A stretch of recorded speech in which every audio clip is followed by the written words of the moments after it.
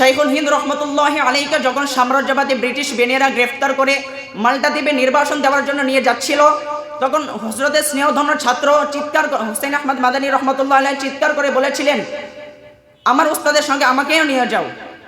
অধ্যকার জামিয়াতুল লতিফ কর্তৃক পরিচালিত আল কাসিম ছাত্র কাফিলার উদ্যোগে আয়োজিত বাৎসরিক বক্তৃতা সেমিনারের সম্মানিত সভাপতি, বিজ্ঞ বিচারক মণ্ডলী, সুদক্ষ পরিচালক এবং আমার সামনে উপস্থিত বাংলার দূর দূরান্ত থেকে আগত ইলম পিপাসুক ছাত্র ভাইয়েরা, সবাইকে আমার অন্তরের অন্তরস্থল থেকে আন্তরিক শুভেচ্ছা ও মোবারকবাদ। আজকে আমার আলোচ্য বিষয় উস্তাদের খেদমত ও ইহতিরাম সফলতার রাজপথ। আল্লাহ তাআলা যদি আমাকে তৌফিক দান করেন, উক্ত বিষয়ের উপর কিঞ্চিত পরিমাণ আলোকপাত করার চেষ্টা করব ইনশাআল্লাহ তাআলা। সুপ্রিয় উপস্থিতি, এই নশ্বর পৃথিবীতে যারা প্রতিষ্ঠিত হয়েছেন, সাফল্যমণ্ডিত হয়েছেন, তারা উস্তাদের খেদমতের মাধ্যমেই হয়েছেন। অপরদিকে ব্যর্থতা তাদেরকেই পেয়ে বসেছে যারা উস্তাদের সাথে বেয়াদবির আচরণ করেছে। একজন আদর্শ উস্তাদি হতে পারেন একজন ছাত্রের সফলতার অন্যতম সোপান। আদর্শবান মানুষ হওয়া, সত্তর মশালবাহী হওয়াই একজন শিক্ষার্থীর প্রধান ও অন্যতম লক্ষ্য। তাই তো বলা হয়, জাতির উত্তম পিতা হলেন তাদের শিক্ষকগণ। কেননা এক জন্মদাতা পিতা সন্তানকে আসমান থেকে জমিনে আনয়ন করে, আর রুহানি পিতা তথা উস্তাদ সন্তানকে সুশিক্ষা ও সভ্যতার আলো দিয়ে জমিন থেকে আসমানে পৌঁছে দেয়। তাই তো যখন বাদশাহ জুলকারনাইনকে জিজ্ঞাসা করা হয়েছিল, আপনি কেন উস্তাদকে এত বেশি ইহতিরাম করেন, তদুত্তরে তিনি এই উত্তরটি প্রদান করেছিলেন। সুপ্রিয় উপস্থিতি, ইমাম আবু হানিফা রহমতুল্লাহ আলাইহি তার উস্তাদ হাম্মাদ রহমতুল্লাহ আলাইহি এর ঘরে তুলা ধনতেন এবং সর্বদা বাজার থেকে দুধ, তরকারি ইত্যাদি ক্রয় করে এনে দিতেন। আর এই খেদমত ও ইহতিরামের সিঁড়ি বেয়ে তিনি সমগ্র বিশ্ববাসীর নিকট ব্যাপক সমাদৃত হয়েছেন এবং হয়েছেন অনুকরণীয়। এমনিভাবে আল্লামা আনোয়ার শাহ কাশ্মীরি রহমতুল্লাহ আলাইহি এর এক সন্তান বর্ণনা করেন যে, বাঙালি একজন ছাত্র আব্বাজানের খেদমত করত। তার মেধাশক্তি অত্যন্ত দুর্বল ছিল, কিন্তু পরিশ্রমও কম করতে পারত। কিন্তু আল্লাহ তাআলা তাকে আজ স্বীয় এলাকায় শাইখুল ইসলাম বানিয়েছেন। তার এর কারণ জিজ্ঞাসা করা হলে তিনি বলেছিলেন, এসবই উস্তাদের খেদমত ও ইহতিরাম, উস্তাদের খেদমতের ফসলতা। সুপ্রিয় উপস্থিতি, উস্তাদের খেদমত একজন ছাত্রের জীবনের উস্তাদের খেদমত করা একজন ছাত্রের জীবনের বড় অর্জন। উস্তাদের খেদমত ও ইহতিরামের মাধ্যমে উস্তাদের নেক দৃষ্টি এবং দুয়ার বরকতি এমন কিছু অর্জন হতে পারে যা শুধুমাত্র কিতাবাদি হাজার বছর পরেও সম্ভব হয় না।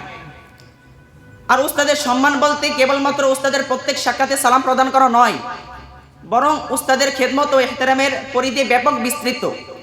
যেমন উস্তাদের জামা কাপড় ধৌত করা, খানার ব্যবস্থা করা, সার্বক্ষণিক উস্তাদের ভালো মন্দের প্রতি দৃষ্টি নিবদ্ধ রাখা, সর্বদা তার মঙ্গল কামনা করা, এমনকি প্রতিনিয়ত ক্লাসে সবক মুখস্থ করা উস্তাদের খেদমত ও ইহতিরামের অন্তর্ভুক্ত। সুপ্রিয় উপস্থিতি, উস্তাদের খেদমত যে কত বড় অর্জন তা আমাদের বড়দের জীবন থেকে স্পষ্ট হয়ে যায়। যেমন শাইখুল হিন্দ রহমতুল্লাহ আলাইকে যখন সাম্রাজ্যবাদী ব্রিটিশ বেনিয়ারা গ্রেফতার করে মাল্টা দ্বীপে নির্বাসন দেওয়ার জন্য নিয়ে যাচ্ছিল, তখন হযরতের স্নেহধন্য ছাত্র হুসাইন আহমদ মাদানী রহমতুল্লাহ আলাইহি চিৎকার করে বলেছিলেন, আমার উস্তাদের সঙ্গে আমাকেও নিয়ে যাও।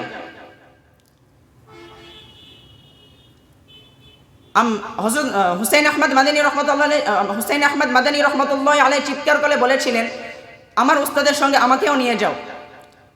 এভাবে তিনি স্বেচ্ছায় হযরতের বন্দিত্বকে গ্রহণ করে নিয়েছিলেন। তাই তো ইতিহাসের পাতায় তিনি অমর হয়েছেন।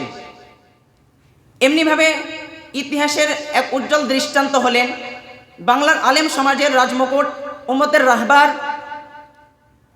আন্দোলন সংগ্রামে বীর সেনাপতি, মসনদে হাদিসে আলোকোজ্জ্বল নক্ষত্র আল্লামা আজিজুল হক রহমতুল্লাহি আলাই, তিনি স্বীয় জীবনে 2 বা 4 বছর নয়, বরং সুদীর্ঘ 40টি বছর শামসুল হক ফরিদপুরি রহমতুল্লাহি আলাই খেদমত করেছেন। এজন্য তাই তো হযরত বলেছিলেন, হে বৎস, উস্তাদের খেদমত ও ইহতিরাম করে কি হওয়া যায় তোমরা যদি দেখতে চাও তাহলে হযরত আজিজুল হক রহমতুল্লাহি আলাইকে দেখে নাও। এছাড়াও দেওবন্দ ডাবল অধ্যয়নকালেও নিরবচ্ছিন্নভাবে তিনি উস্তাদের খেদমত করেছেন, তাই তো তিনি ইতিহাসের পাতায় অমরকৃত হয়েছেন। সুপ্রিয় উপস্থিতি, পরিশেষে আমি বলতে চাই, মানুষ যে শিক্ষায় শিক্ষিত হোক না কেন, মানুষ যে শিক্ষা অর্জন করুক না কেন, নিজের উস্তাদ ও গুরুজনের খেদমত ও ইহতিরাম করে তাদের সন্তুষ্ট করতে পারলে অবশ্যই সে সফলতার চূড়ান্ত সীমায় পৌঁছাবে। আল্লাহ তাআলা আমাদেরকে উস্তাদের খেদমত ও ইহতিরাম করে তাদেরকে সন্তুষ্ট করার তৌফিক দান করুন। আমিন। ওয়া আখিরু দাওয়ানা আনিল হামদুলিল্লাহি রাব্বিল আলামিন। মাশাআল্লাহ, জাযাল্লাহু ফাযিলাতুল আখি على إلقاء هذه الكلمة الجليلة. ندعو إلى الله تعالى أن يوفقني أولا ثم يوفقكم، ونسأل الله تعالى أن يجعلنا ممن يستمعون القول فيتبعون أحسن.